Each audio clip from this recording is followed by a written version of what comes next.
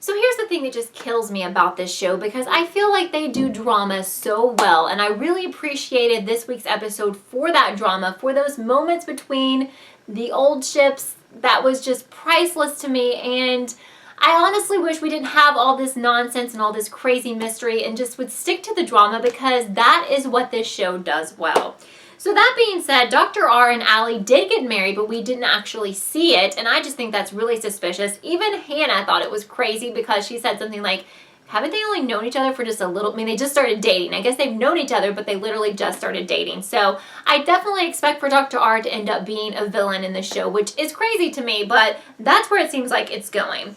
So we find out that A, or one of these A's, probably the non-sinister A, was at Ella and Byron's wedding because they took Arya's camera and they actually had set up little note cards with some clues for them. They took pictures of those, so Arya discovers that after the wedding, and she sees that they need to know who killed Charlotte before the election. So I guess something bad's going to happen if they don't tell who killed Charlotte, but they can't tell who killed Charlotte because they don't freaking know themselves.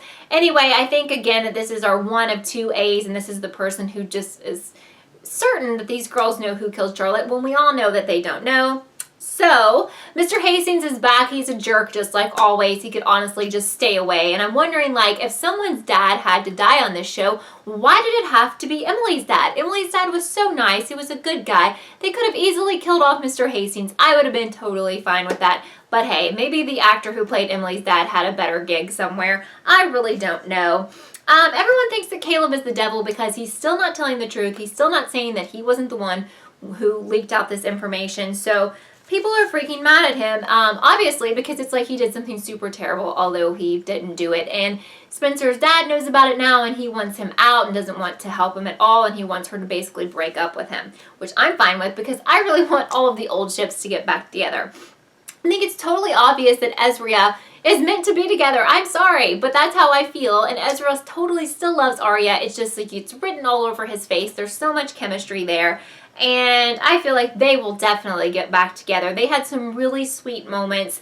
And the fact that they can work well together and collaborate on this book just makes me happy, honestly. So we got more of this Melissa red herring stuff. She had to leave town. And it was because her dad says she was being blackmailed. She was receiving crazy texts, and she actually paid someone, but she did that right before Charlotte was murdered, so she thinks it wasn't helpful, so she had to like escape town again. I still feel like it's all red herring with her. I mean, maybe she's tied into something, but I think we've come to learn that a lot of the clues they've given us through all the seasons that really should all add up to this great ending probably won't, because the clues usually lead nowhere, like the Nat Club and stuff like that. It just kind of gets dropped.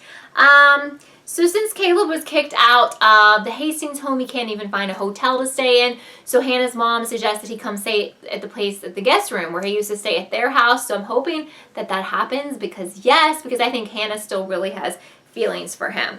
So it was kind of a funny scene, sort of, in my mind anyway. It wasn't supposed to be funny, but because Caleb is still saying that he is the one that leaked this information, Toby confronts him. He never tells Toby the truth, and Toby punches him. You know, I mean, it was okay. Whatever. Kind of silly, in my opinion.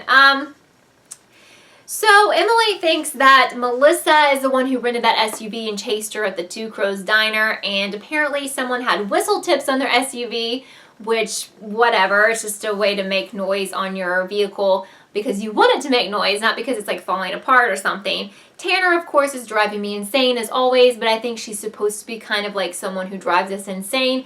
But she has Arya come into a lineup because basically someone called Allie's family's house from the Two Crows Diner, and it was a brunette girl with a pink dice keychain. Supposedly it looks like Arya.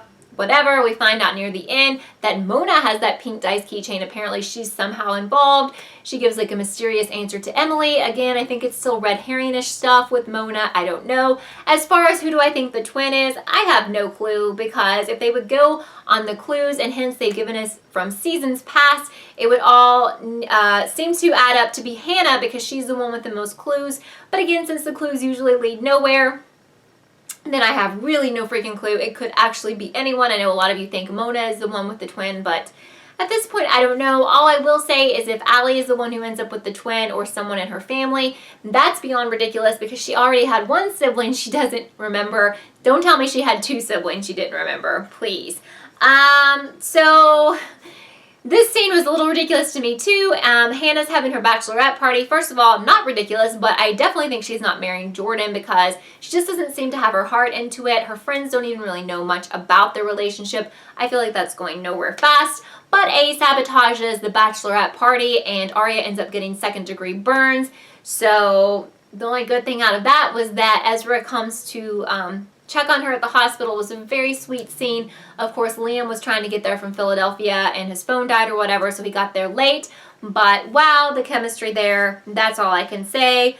Probably the best scene from this episode was the flashbacks that we got with Spoby. And I think that it's interesting to see how the relationships of our favorite ships, how our ships fell apart basically. And a lot of you were confused because when we had our live chat tonight, I have a live PLL show every Wednesday at 5 p.m. Eastern, and a lot of you thought that Spencer was actually pregnant or perhaps she had an abortion and it was Toby's baby. But I'm pretty sure what happened here is that they had a pregnancy scare. So basically, Spencer was saying she could relate to Yvonne because at one point in her life, she might have had to have like a discussion involving abortion, but she ended up not being pregnant. That's what I took away from it. I'm pretty certain that's what they wanted us to take away from it. But I love those scenes with them in the past, and I think that they broke up not because of the pregnancy scare, but because Toby said, you know, he was ready for her to have the baby if she was pregnant, for them to move in together and be happy, and she didn't want that in her life, and he didn't really know if he was good enough for her, if his job was good enough for her. So I think definitely that is why they broke up, not because there was a pregnancy scare.